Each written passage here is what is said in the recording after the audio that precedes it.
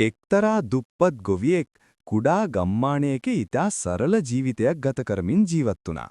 එක් දිනක් උදෑසන ඔහුට තම ගෙවත්තේ සිටි අමුතුම ආකාරයේ පාත්තේකු දෙක ගන්නට ලැබුණා.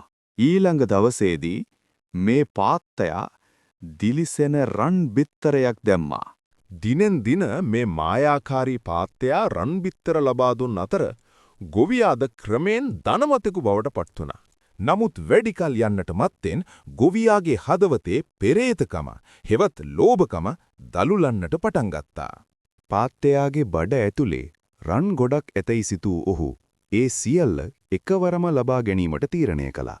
එහෙත් ඔහු පුදුමයට පත් කරමින් පාත්තයාගේ බඩේ කිසිදු රන් වස්තුවක් තිබුණේ නැහැ. අවසානයේ පාත්තයාට සිය ජීවිතයද හිමි වුණා. තම අසීමිත තණ්හාව නිසා ගොවියාට එම මායාකාරී නිදානය වගේම සදාකාලිකව ධනවත් වීමට තිබූ අවස්ථාවත් සදහටම අහිමි වුණා. මෙම කතාවෙන් දරුවන්ට ලබාගත හැකි වැදගත් ආදර්ශ කිහිපයක්ම තිගෙනවා. ප්‍රධානතම දේ වන්නේ අසීමිත තණ්හාව විනාශයට මුල යන්නයි.